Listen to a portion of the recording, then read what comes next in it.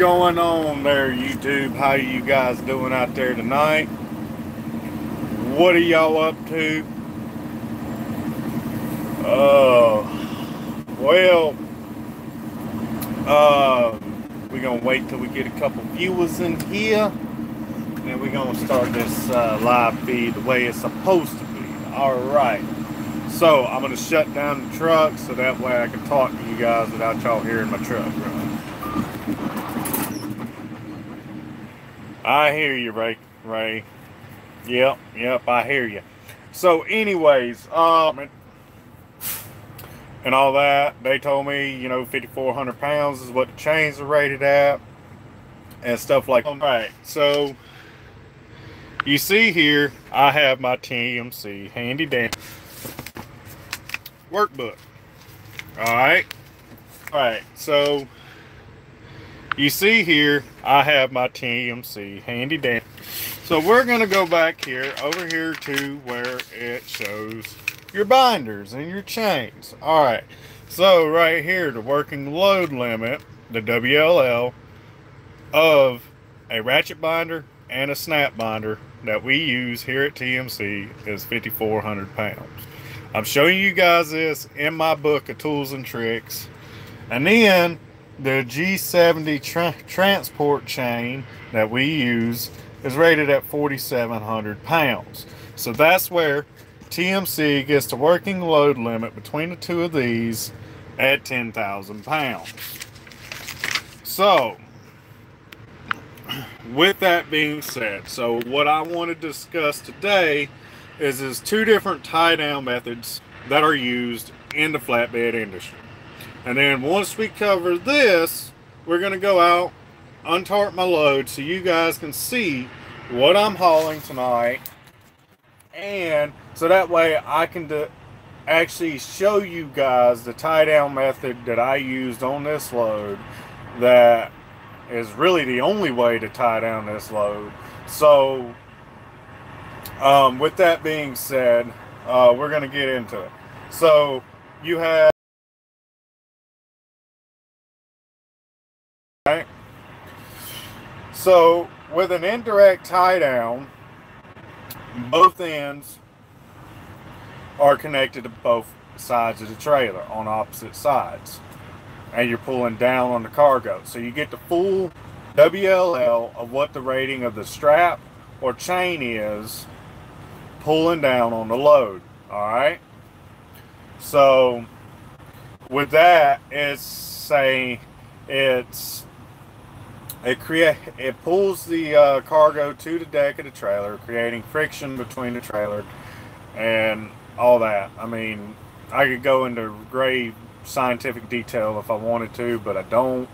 All I'm going to tell you is hooked between the securement points on both sides of the trailer, and you're pulling down on the load using the full WLL of the securement device that you're using to secure it to the trailer.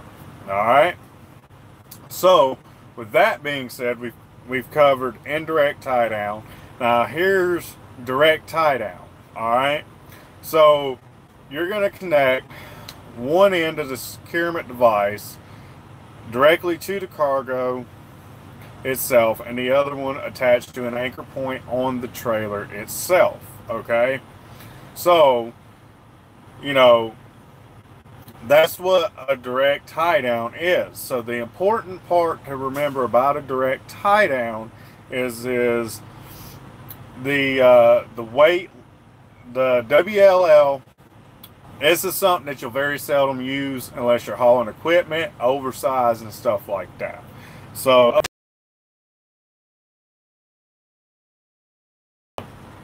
but let's see here.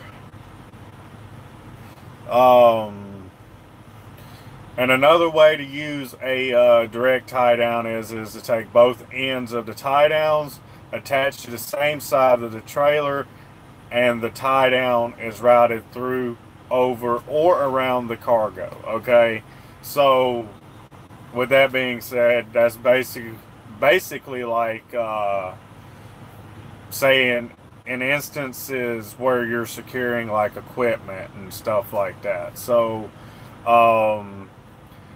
if you're hauling like tractors and one day and then you're hauling sheet steel the next, you're using a indirect tie down on sheet steel and a direct tie down on the equipment. So with that being said, I just wanted to cover that with you guys so that way you guys can kind of get a basic idea of what I'm talking about when I'm securing my loads. Alright guys, with that being said, we're going to go outside and I'm going to show you guys what I'm hauling. Alright? Alright guys. We got to do it the veteran trucker way. We got to have a cigarette.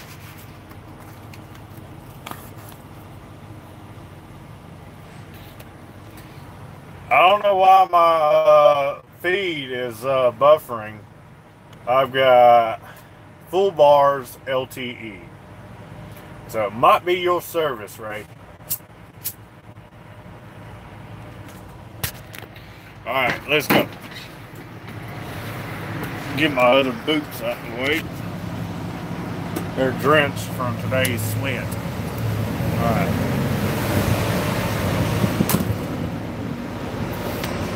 Alright guys. So this right here, I know you guys have heard me talk about it. SSAB. So this is an SSAB sheet steel load. Alright.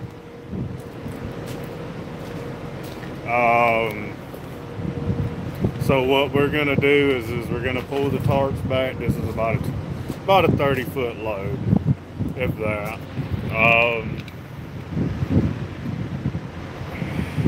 Actually, no, it's probably about 20. So I was up right here, and I'm gonna take these bungees off. I didn't really prepare for this video until I was reading my trusty handbook there. And I was up right here, and I'm gonna take these bungees off. I didn't really prepare for this video until I was reading. I realized, holy crap, this would be a great video to make. So we're gonna do the video.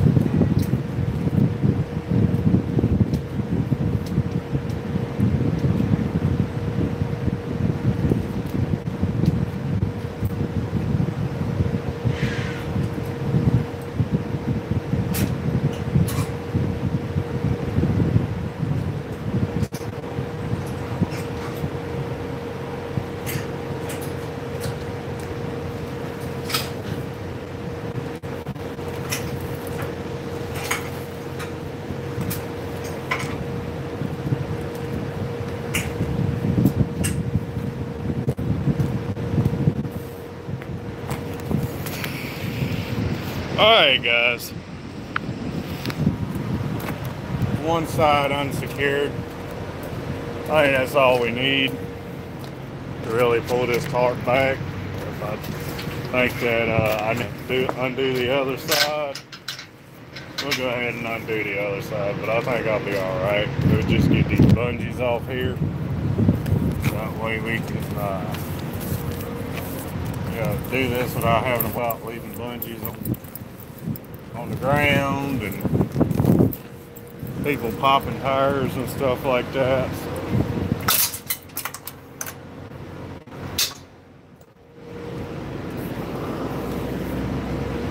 I ain't never seen a bungee pop a tire, but I'm pretty sure there's a first for everything. So yeah, I'm doing a securement video on my Connecticut load. Okay, so if you guys don't know, since you guys don't know, this load here is actually going to Connecticut. I got this load this morning after unloading my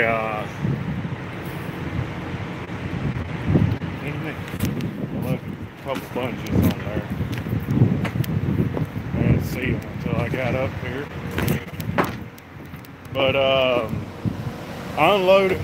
I had some rocks on the trailer yesterday, some big old boulders, and I forgot to make a video on that. Thinking about it now, I should have,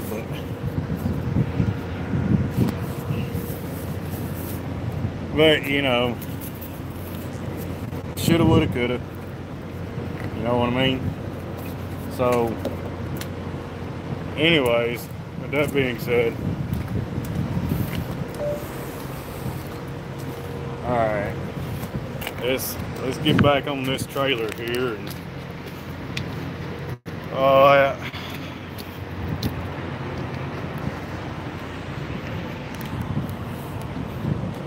yeah, that chain's running underneath my stake pocket.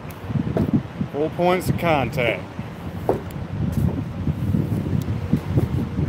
That's the way TMC wants us to do it when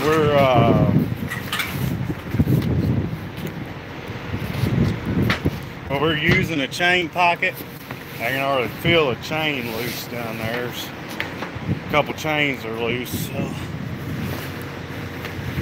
definitely going to have to tighten them up. So it's a good thing I'm probably pulling this tarp.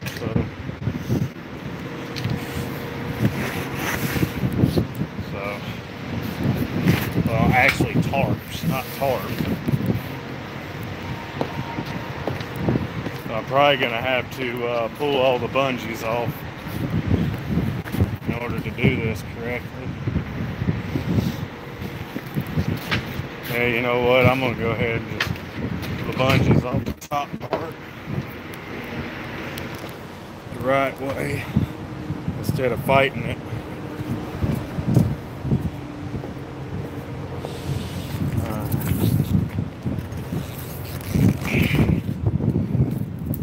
So how you guys doing out there tonight? Give me something good. What happened today? Anything good happened today?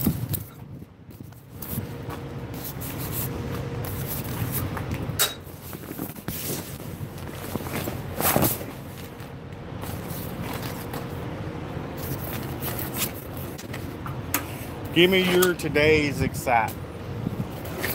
Let's go with that. What's exciting about today for you? I hope some good stuff happens. Give me a second here. I'm going to pull all these bungees off, and I'm going to leave my dunnage on the tarps, because I don't think I'm going to need to pull them off.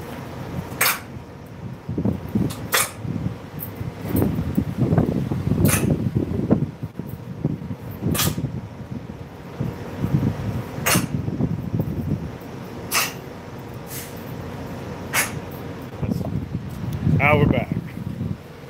Alright. Now I can get this tarp off here without any problems.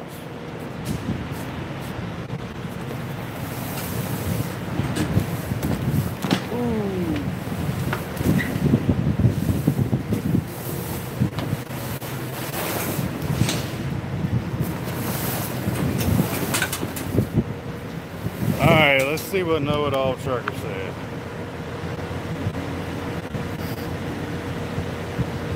Oh, I hear you, Warwick. That sucks, man. Alright, let's see. Know-It-All Trucker says, is that a chain running underneath the stake pocket? Shame, shame. I know your name. Rook, LOL. Take care, man. I just stopped by for a sec. Say what's up and give you a like. Fine to use a stake pocket and a securement. It's better to run a chain on the inside of underneath, less risk of busting the pocket. But if TMC told you that way, cool. Yeah, TMC told us in training and load securement to do it that way. All right. So now we're gonna pull this second tarp back.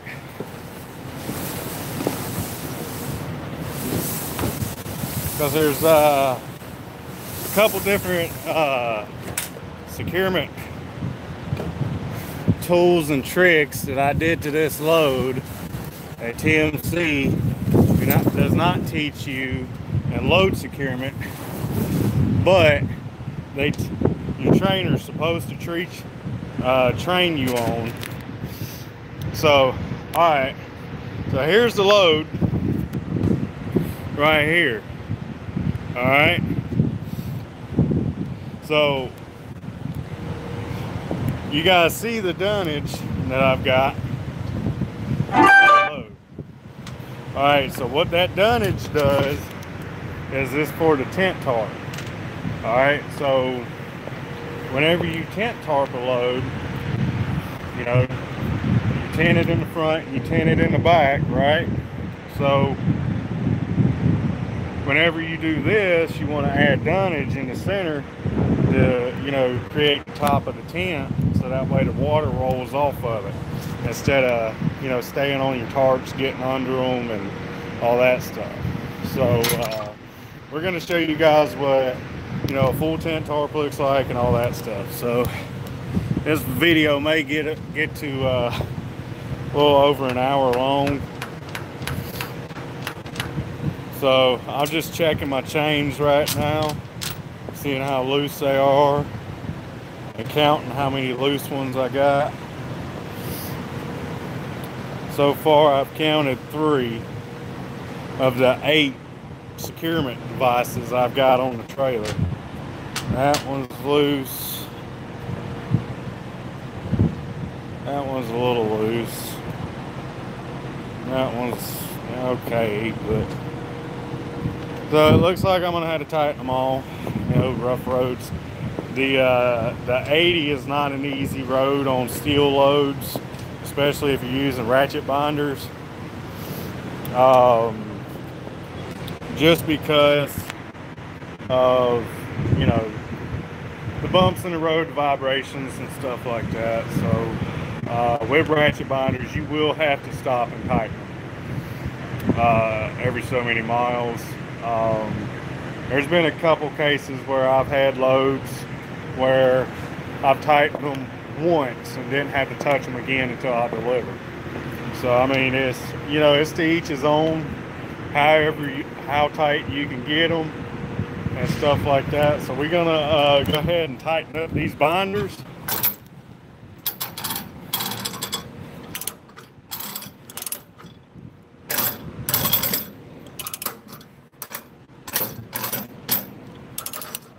Alright, that's pretty tight.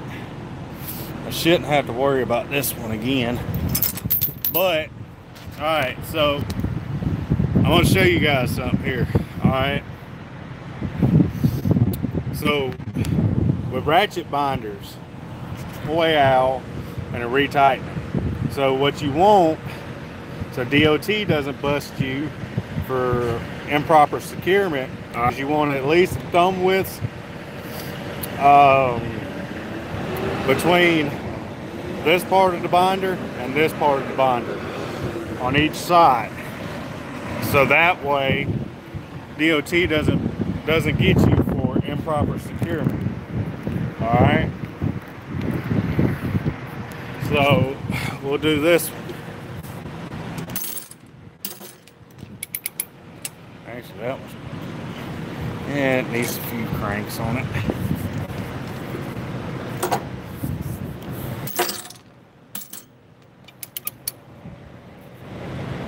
Alright, so that one's good. If you have more than, I'd say, 1/8 of an inch, if anything more than 1/8 of an inch of play in it, you really want to tighten them up, just because, you know, it's steel. Come on, guys. You know? Like this one, you hear it?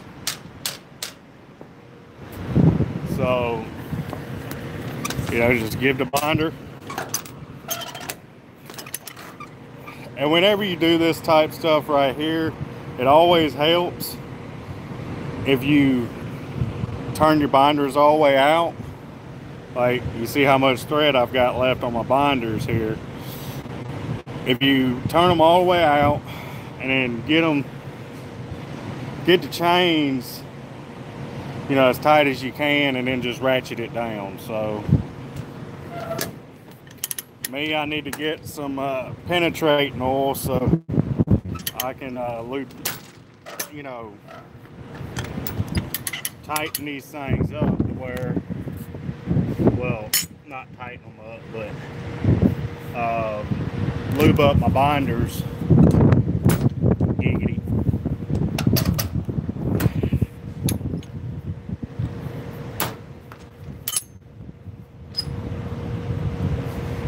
What's up, man? What's up, Anthony Facer?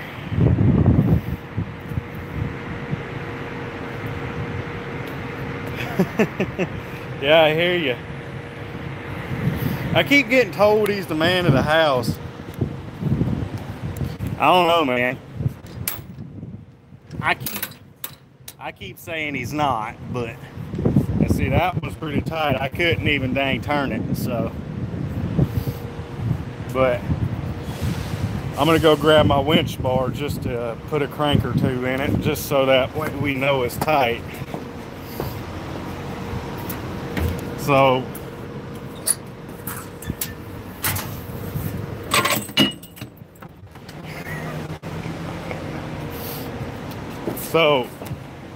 I'm gonna show you guys my winch bar here. For some of you guys that haven't seen a winch bar like this before, they sell them in all the truck stops. So you just do it like that.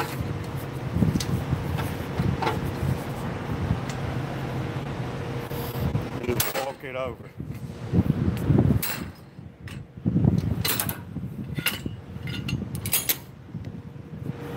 So let's see here. Did it tighten it up? Not really, but it'll be all right. So, all right. So to give you guys an idea how much this load actually weighs, so this load right here weighs 45,000 pounds. So realistically, I should have only put 7 chains on this to make it, you know, legal to haul it, and have the 1.5 times the securement on this. But I went ahead and did 8 just to have that extra securement out of one chain, you know. So but the way you guys see I've got my chains on the load, all right, is the way that you're gonna tie this load down. All right, and I've got them hooked.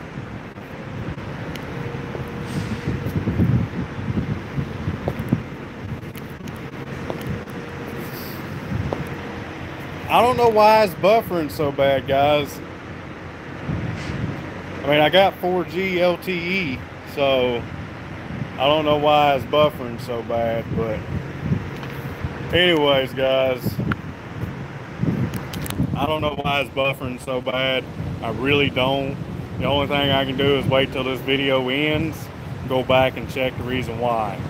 So, or try and start this video over. I mean, that's the only thing I can do.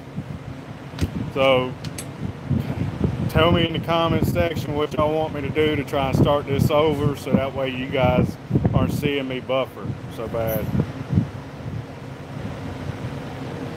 No, I don't have T-Mobile, but I got an Android. I'm with Sprint. Alright. See, like this one right here is so loose. Here, I'll show you guys. See, it's so loose. Like,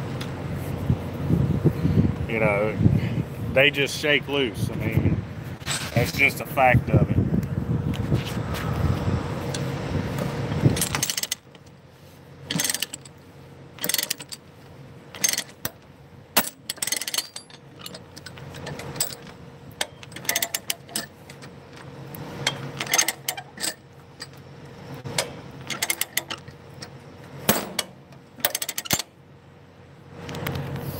what you'll see a lot of guys do is they'll pull their tarps when they go up there, and they'll tighten down the 2 chains that are on the load, and they'll throw straps over the rest of it. Just because they're too lazy to get out of the damn truck, pull the tarps every so often, and fucking tighten them down. I mean, that's just laziness to me. Any type of sheet steel or any of that stuff, you really should be putting chains on it, because I mean, that's the best way you can secure it. And you see how I've got my binders staggered between each side of the trailer? That's just,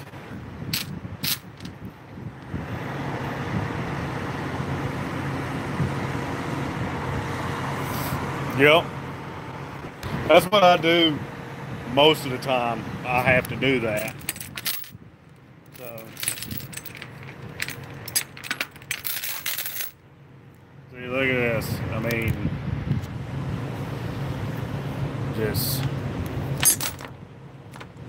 mean, they just shake loose. Obviously, this thing shook loose within the first 20 miles. Now, I didn't even drive but maybe 100 miles with this load. So,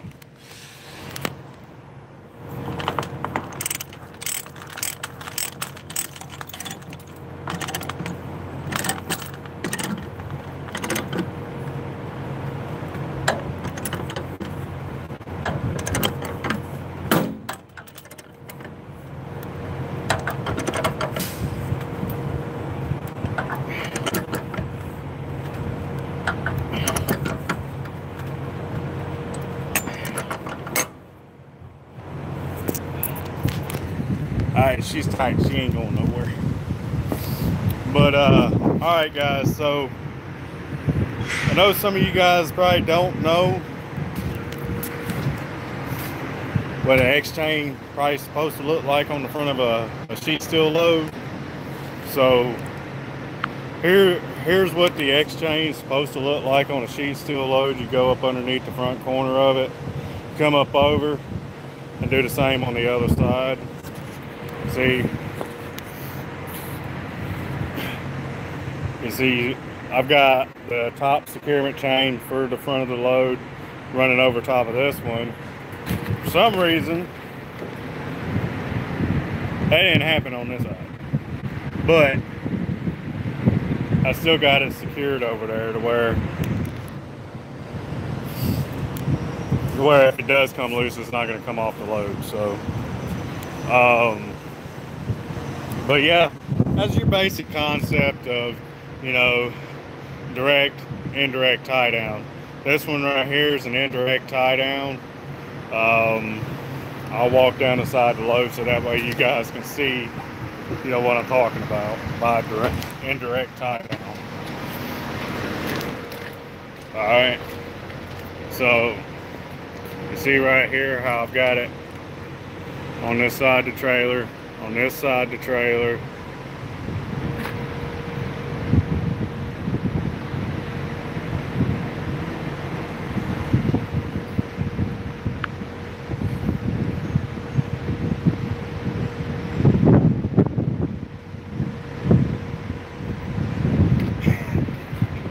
Thank you, know-it-all trucker. I'm not sure how to take that, but yeah, see, I'm hooked to my chain pop-outs as well.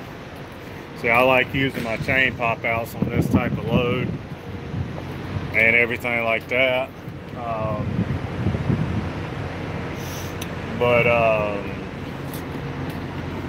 As far as that, we're good to go with this. So we're going to pull the tarps back and put them back over the load. If you guys can see, I don't know if you guys can see that, but from right here to there, see how it bows and stuff like that. I mean, it's not really that thick of sheet steel, but it's heavy for what it is. I think it weighs like 45,000 pounds.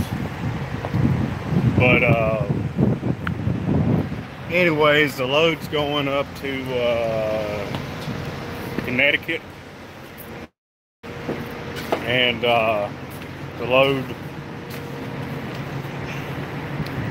You know, you guys know I don't like the New England area unless the load pays good. So, this one's about 820 miles less than the New Hampshire load. Obviously, because I'm from Oklahoma, but it pays good. I think it's like right at $2 a mile, or a little bit more than that. I'd have to do the math on it and figure it out and let you guys know. But as far as percentage pay on it, it's going to pay me roughly after taxes about $800. So it's not a bad load.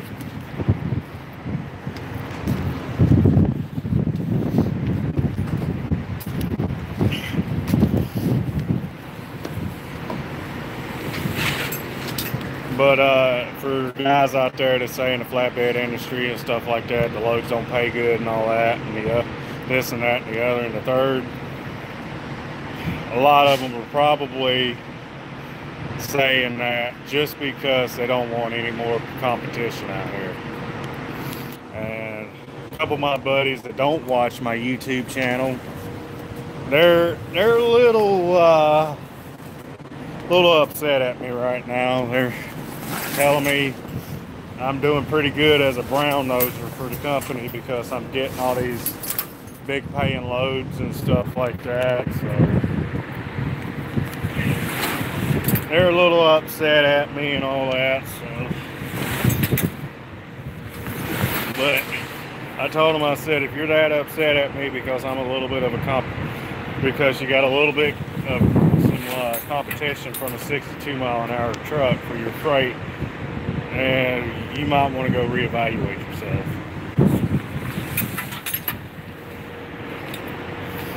So I don't think that they'll be talking to me for a little bit. Yeah, but here's my thing about a faster truck. A faster truck is great, but if you work just as hard as you did when you had a governor truck, right? You know, you should be able to make money with your own truck, right? So I got these guys out here that are, you know, good guys. Don't get me wrong, they're good guys, but they want to bitch, gripe, and complain whenever I'm getting good money loads, good paying loads, because, well, I'm trying to reach my goal where I want my revenue at to my truck for my yearly average. Even if I don't go lease purchase this year, I'm going to have that goal reached. And next year's goal is going to be even higher. You know, so, you know, you always got to set yourself up for success, you know. So, you know, these guys, they get in these wide open trucks, and if they don't want to haul a load, you know, that's got to be tarp, or if they don't want to go to a certain place because the loads don't pay good coming out of there, well, I understand the load doesn't pay good. You got the option to refuse that load. Yeah, great, go ahead. But that one load may get you in an area where you get a 3,005. That's just the thing, you know, like it was on the damn overhaul. I mean, he's a good dude, but me personally, I wouldn't have done that. You know, freaking, you know, how would I say it? You know,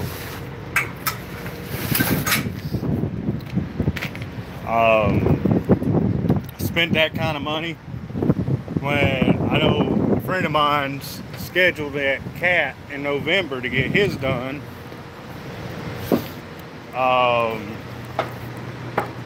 And it's only costing him $18,000 for a full platinum. So, you know,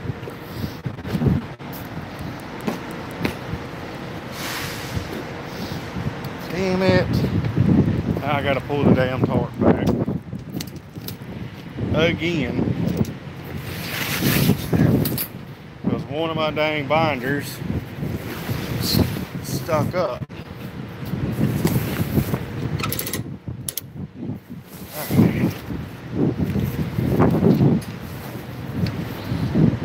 Alright guys.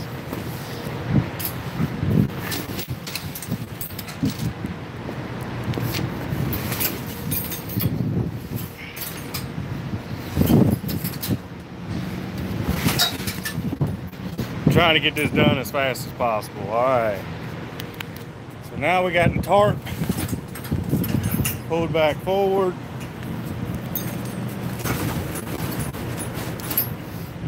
We just got to pull it tight. Alright. So, that being said, we'll grab a couple bungees, go hook onto the front of the bottom tarp with it. Make this thing look good. Today, I just did a quick tarp on it. Well, because, well, really didn't. It took too long to secure the load. So, yeah.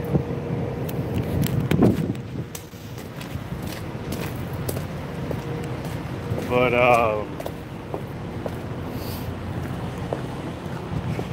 it took me roughly, what did it take me? It took me between getting there, swapping all my securement gear over to the new trailer, which is this one, which has got issues. I'm actually going to be messaging my fleet manager about this in the morning when I get a chance. It took me 2.5 hours to do everything.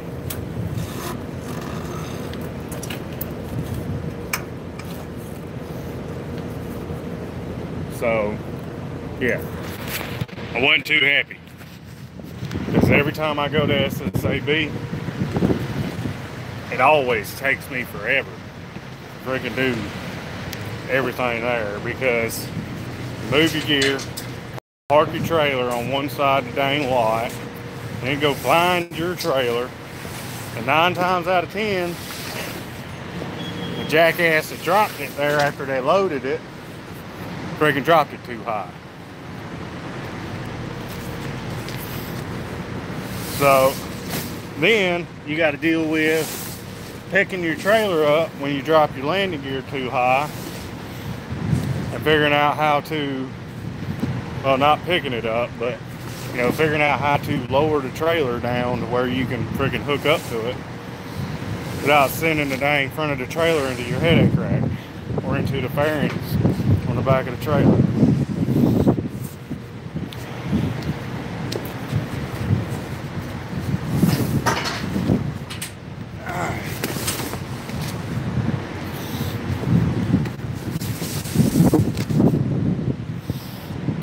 We're getting her done, but it's getting dark on me, so I'm trying to hurry up. The wind's starting to pick up and everything. So, don't you love it whenever you go dang to messing with tarps, the wind starts blowing, or whenever you start throwing straps?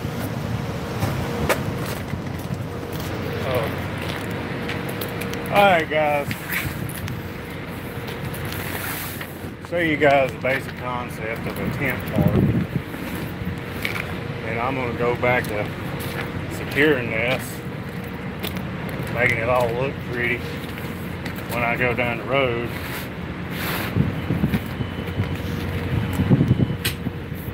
So that way it's not looking like a bag of ass.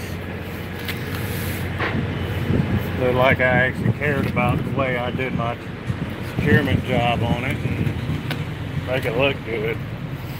So, used to be a deal where TMC used to let us when we go down there, we could just strap over the tarps, from what I was understanding. But too many guys were going down there and just throwing straps over the tarp and just roll out. They get busted for loose chains and all this and that and the other, which, I mean, it's their own fault. I mean, you can't blame nobody but yourself on that one. So, let's see here. I definitely got to pull this tarp back some more. But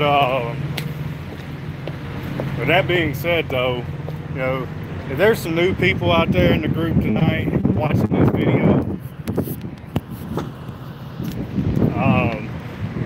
remember to like and subscribe to my videos. There's always content coming out. I mean, I try and post a video at least once a day.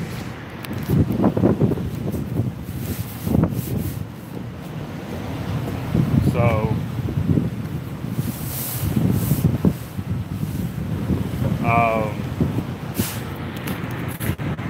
but alright, I think that's about the best I'm going to be able to get it, holding the phone and stuff in my hand. So what I'm going to do is I'm going to show you guys what, you know, a tent tarp looks like. But this is not my best tent tarp I've ever done. The trailer I picked up had some bad tarps on it. They got some holes in them. So bear with me on that. Don't give me too much crap on it. But alright, so that's the way you want a tent tarp to look.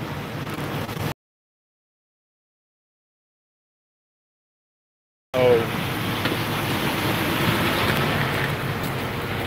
I'll show you guys this. That way it makes the tarp aerodynamic, plus the water will roll right on off of it. Will roll over it on the front and come back here to the back and just roll right on off.